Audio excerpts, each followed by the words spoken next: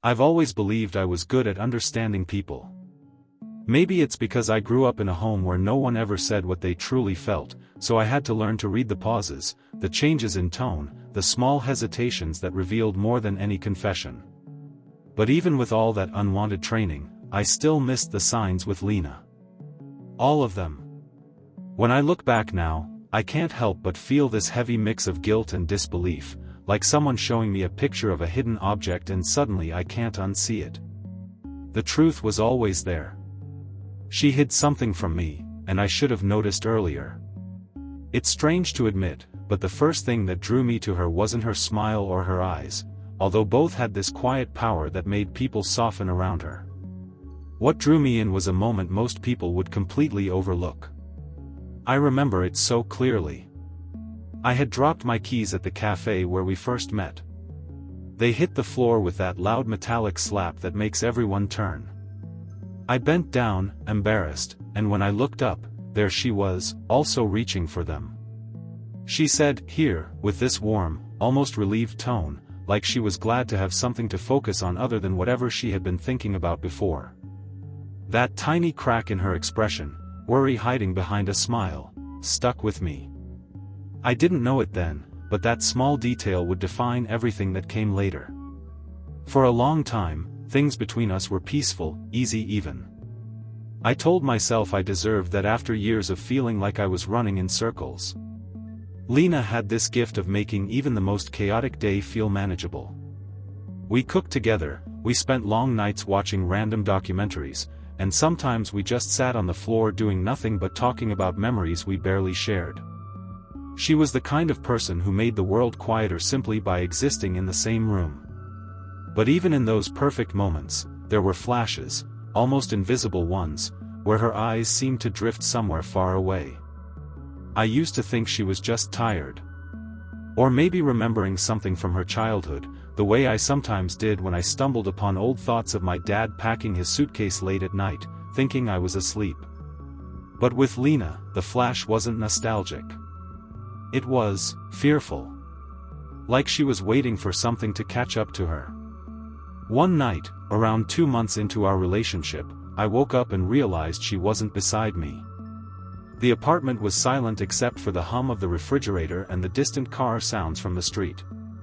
I found her on the balcony, her arms crossed tightly, staring at her phone like it was something dangerous. She didn't notice me at first. The screen lit up every few seconds with a notification she kept ignoring. I asked if everything was okay. She flinched. Not a small flinch. A full-body jolt. She forced a smile and said, "Bad dream." I knew she was lying. But I didn't push. I told myself it wasn't my place yet.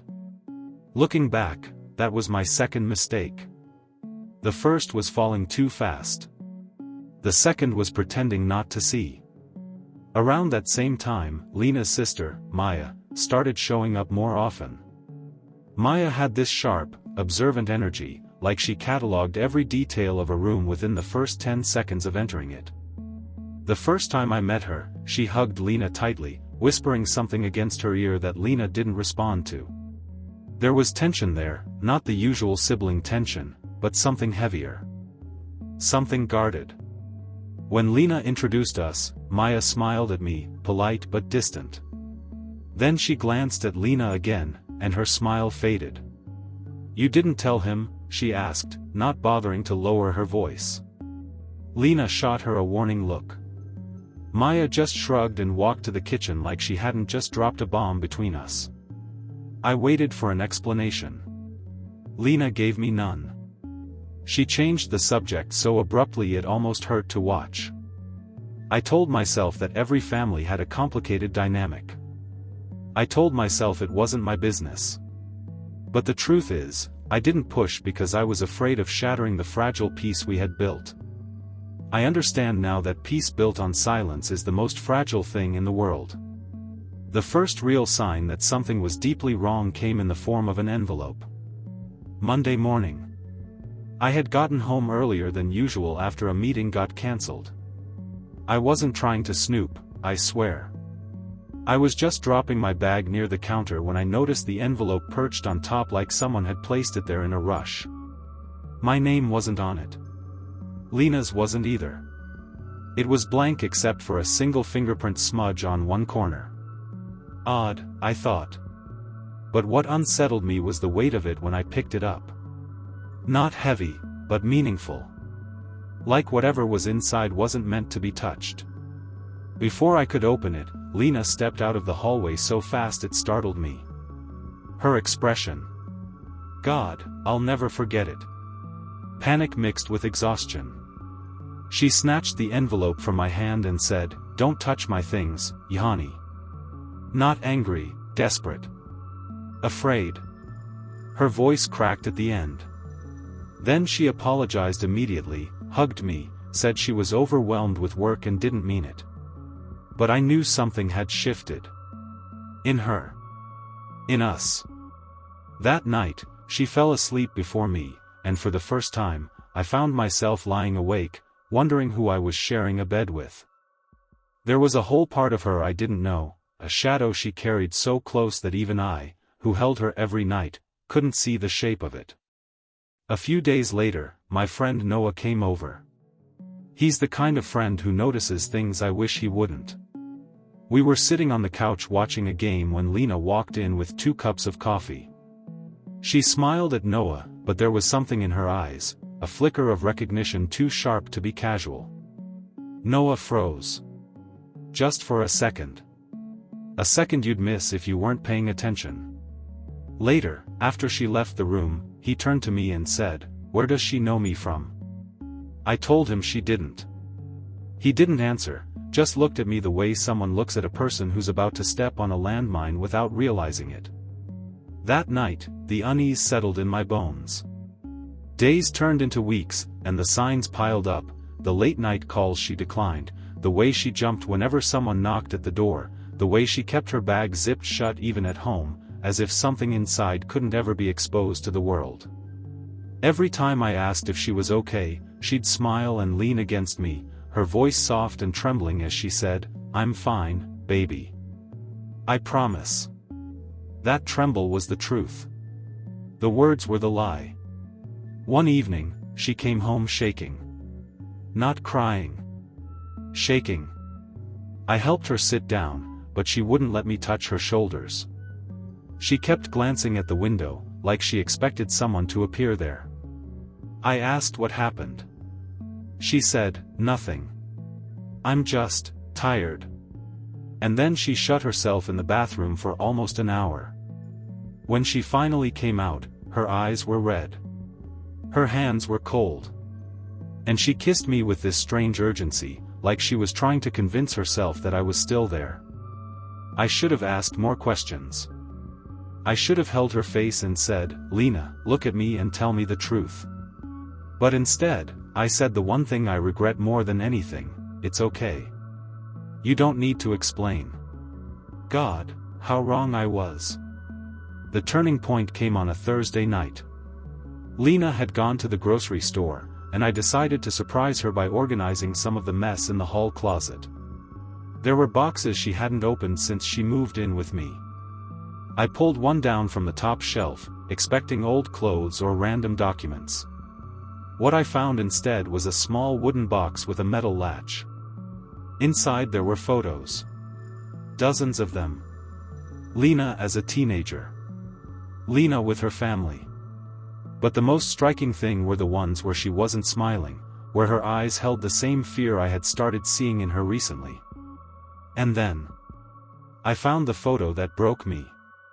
The one that changed everything. It was a picture of Lena standing beside a man I had never seen before. But it wasn't the man that scared me. It was the fact that Lena looked bruised. Not badly. But enough for someone attentive, someone like me, to know it wasn't accidental. Before I could process it, I heard the front door open. Lena walked in. Her eyes went to the box immediately. Then to my hands. She dropped the grocery bags. One of them burst open on the floor, oranges rolling under the table. She looked at me like I had uncovered a truth she spent years burying. Jhony, she whispered, her voice breaking. Please, don't say anything yet. I didn't know what to say. I didn't even know what I felt: anger, sadness, betrayal, fear. It was all crashing together inside me. She stepped closer, tears forming fast. I was going to tell you. I swear. I didn't know how. I didn't know when. Tell me what? I asked, though a part of me already knew the answer. She shook her head, covering her mouth with her hand. Not here. Not now. Please. Her phone buzzed in her pocket. She froze. Completely. Like turning to stone. Slowly, she pulled it out and stared at the screen. Her lips trembled. She silenced the call without answering. I asked, is it him? The man in the picture?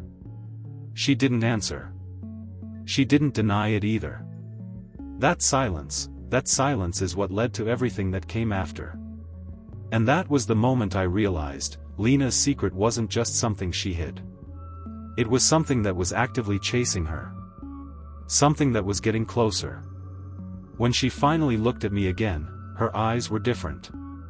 Resigned. Afraid. And full of something else too, a quiet plea. Jhony, if I tell you the truth, everything will change. I swallowed hard. My chest tightened. But I still said, tell me anyway. She closed her eyes, took a shaky breath, and whispered, before you and before this life. I made a choice I can't undo. And he's coming back. And then she broke down. That was the night I realized the person I loved was living in a world of shadows I had ignored for too long. But what I didn't know, what I couldn't know, was that the shadows weren't behind her anymore. They were already here. And by loving her, I had stepped right into them. When Lena broke down in front of me that night, something in me fractured too. Not because of the secret itself, I still didn't know the full truth, but because I had never seen her so afraid of her own past. She wasn't afraid of being judged. She wasn't afraid I'd leave. She was afraid of something, or someone, that existed far outside the boundaries of our relationship.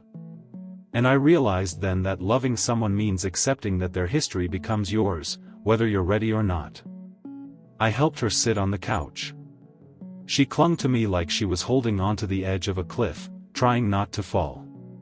For several minutes she couldn't say anything.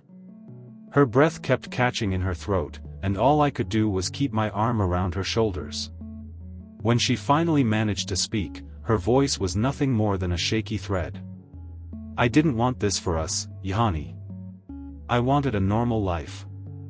I wanted to forget. What did you try to forget? I asked gently. She wiped her face with both hands, but the tears kept coming. I had never seen her unravel like that. Lena was always composed, even in fear, she carried herself quietly, protecting something inside her at all costs. But this time, the walls had crumbled. He wasn't just someone I dated, she said finally. He owned everything about me. My choices. My family. My fear. And when I left, I didn't leave alone. I felt a chill run through me. Lena, what do you mean? She took a deep breath, the kind someone takes when they're about to confess the heaviest truth of their life. I ran away from him. But I also ran away from something he forced me into. Something he would never forgive. I waited, my heart beat loud in my ears. I was engaged to him, she said. Not because I loved him, but because he made sure I had no one else. He isolated me. Controlled me. And when I finally escaped, I thought I could disappear. My stomach tightened. And now he found you. She nodded slowly. He never stopped looking. I didn't speak for a moment. Not because I didn't know what to say, but because I understood something then, the envelope, the photos, the calls, the fear in her eyes. All of it was a countdown. Her past wasn't knocking. It was already inside our home. "Why didn't you tell me earlier?" I finally asked. She looked at me with a shame that broke me. "Because I wanted to be Lena again. Not the girl he destroyed. I thought if I left everything behind and started fresh with you, the past would stay buried." "But it didn't," I said gently. Her silence was answer enough. That night, she slept beside me, but she didn't sleep well. She kept jolting awake, grabbing my hand, checking the window. I held her every time, but the truth pulsed between us like a bruise that refused to fade.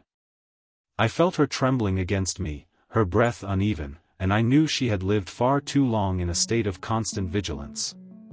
I knew, too, that whatever we were facing wasn't going to go away on its own. The next morning, I woke up before her. I watched her sleep, her eyelids twitching, her expression tight, as if even her dreams weren't safe. I kissed her forehead lightly and slipped out of bed, determined to do something, anything, that could protect her. But I wasn't expecting what happened next. Around 8 in the morning, there was a soft knock at the door. Not a pounding or a threat, just a knock that felt almost polite. Too polite. I walked over, half expecting it to be a delivery, but when I looked through the peephole, my pulse stopped in my chest. It was Maya. She stood there tense, her hands shoved into her pockets, eyes scanning the hallway behind her like she expected someone to appear. I opened the door quietly. "We need to talk," she said. Her voice was low, urgent. "About Lena?" I asked. Her jaw tightened. "About all of it." Before I could respond, Lena appeared behind me. She froze at the sight of her sister and whispered, "Oh God, did he?" "No," Maya said quickly, stepping inside. "But he's looking." Something in Lena seemed to collapse again. "I tried to handle it," Maya continued, "but he's been asking about you. He came to the old house. He talked to people who haven't seen you in years. He's not giving up this time." Lena's breath hitched. "I thought I had more time." "You don't," Maya said. She turned to me then, and her eyes softened just a little. "You're involved now. Whether you like it or not." I swallowed hard. "So what do we do?" Maya hesitated before answering. It wasn't hesitation of doubt, it was the hesitation of someone who knew the cost of what she was about to say. "We tell him the truth," she said. "We tell him what he refuses to accept." Lena shook her head violently. "No. Absolutely not. He'll never accept it. He'll come after me harder." "He already is," Maya said firmly. "And if you don't tell him now, he'll decide the truth on his own, and you know what that means." I looked between them, confused and increasingly alarmed. "Tell him what? What truth?" Maya glanced at her sister, silently urging her to speak. Lena took a shaky breath. Her voice broke before she even said the words. "When I left him," she whispered, "I wasn't alone because I was pregnant." My heart dropped. "Pregnant?" She continued, her voice trembling like fragile glass. "I lost the baby shortly after. But he never believed me. He thinks I hid the child from him. And he wants it back." I felt a coldness spread through my entire body. "He thinks you have a child?" I asked, stunned. "Yes," Lena said. "And he'll do anything, to find a child that doesn't exist." Suddenly, everything connected. The fear. The secrecy. The photos. The envelope. The late-night calls. Her entire past was still alive in this man's delusion, and he wasn't chasing her because he loved her. He was chasing a ghost he refused to accept didn't exist. "We have to tell him," Maya insisted. "And we have to do it in a way that leaves no room for doubt." "No," Lena said. "If he sees me, if he gets close to me, he'll never let go. He'll twist everything I say. He always has." They started arguing, quietly at first, then sharper, more desperate. I stood there, feeling the weight of everything crashing onto us. I understood something then: the danger wasn't simply a man looking for answers. It was a man obsessed with rewriting a past Lena had barely survived. I stepped forward. "If we're going to confront him, I'll be there." Lena's eyes widened with fear. "No, Jhony. You don't know what he's capable of." "Then teach me," I said. "Tell me who he is. Tell me what he did. No more secrets. Not between us." She closed her eyes, tears streaming silently. Maya exhaled. "His name is Adrian." The name itself felt heavy, like it carried a history carved in stone. "He was charming at first," Lena said quietly. "Then possessive. Then violent. And when I tried to leave, he said he'd destroy anyone who helped me. Anyone I loved." My stomach twisted. "He won't hurt you," Lena added softly. "Not if he thinks he can still get what he wants. But once he knows I'm with you." She broke off, unable to finish. That was when I made my decision. "We face him together," I said. She looked at me like she wanted to believe it but couldn't. Fear had threaded itself too deeply into her bones. Maya suggested meeting Adrian somewhere public. Somewhere controlled. A place where he couldn't manipulate the situation or isolate Lena. After hours of discussion, tears, and shaky breaths, we settled on a location, the old cafe where Lena used to work, crowded, familiar, and neutral. The meeting was set for the next morning. That night was the longest of my life. Lena stayed beside me the entire time, clinging to my hand, her breathing uneven. I could feel her fear radiating through her skin. I told her again and again that she wasn't alone anymore. That I wasn't going anywhere. "I don't want you to get hurt because of my past," she whispered. "I'd rather stand with you in the storm than watch you face it alone," I said. And I meant every word. Morning came too quickly. We arrived early. The cafe smelled of roasted coffee beans and warm pastries, but it felt cold to me. My hands were shaking, not from fear of Adrian himself, but from fear of what this meeting might do to Lena. Adrian arrived exactly on time. He walked in like he owned the room, tall, dressed in a dark coat, with eyes that scanned everything with surgical precision. When he saw Lena, a smile curved on his lips, one that made my stomach turn. It wasn't affection. It was possession. "Lena," he said smoothly, as if he were greeting an old lover instead of the woman he traumatized. "You look well." Lena didn't speak. She stayed close to me, her fingers trembling in mine. Adrian's gaze flicked to me, then back to her. "You didn't tell me you were seeing someone." Lena swallowed hard. "I don't need your permission." His smile thinned. "We'll talk about that later." Then his eyes darkened. "Where is my child?" The entire cafe seemed to hold its breath. Lena's voice shook but stayed steady enough. "There is no child, Adrian. I lost the baby. I told you that." He leaned back, studying her. "I don't believe you." "You never believed anything I said," she whispered. "That's because you always lied when you didn't get your way." His tone made my blood boil. I stepped forward. "She's telling the truth." His jaw flexed. "This doesn't concern you." "It does now," I said. Adrian stared at me like he was evaluating whether I was worth dealing with. "You know nothing about her." "I know enough to stand by her," I said calmly. His eyes narrowed. "You're making a mistake." "No," I replied. "You did. When you hurt her." For the first time, Adrian's confidence cracked. Just a little. But I saw it. Lena gathered her courage then. I felt it in the way she straightened her back, in the way her fingers squeezed mine. "I don't owe you anything," she said. "Not my life. Not my fear. Not my future. And not a child that doesn't exist." Adrian stared at her for a long time, his expression unreadable at first, then slowly morphing into something I didn't expect. Acceptance. Or at least, the closest thing a man like him could feel to it. He stood up slowly. "If this is the life you've chosen, then fine. But don't come running back when it falls apart." Lena didn't flinch. "I won't." He looked at me one last time. "Take care of her.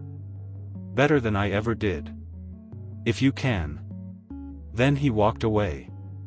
No threats. No shouting. Just a quiet departure that felt heavier than any confrontation. When he finally disappeared from view, Lena collapsed into my arms. She sobbed in a way I had never heard before, not from fear, but from release.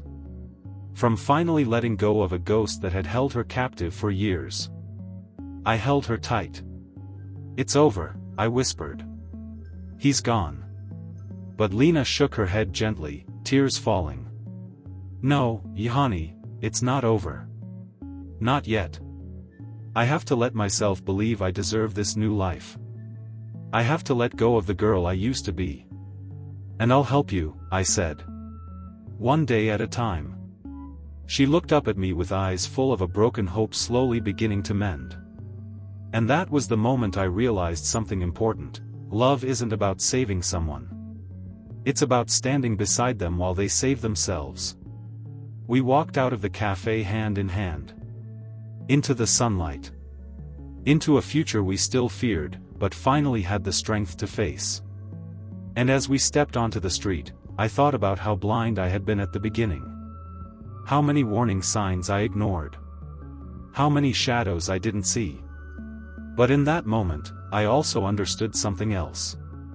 Maybe I should have noticed earlier. But I noticed now. And that was enough.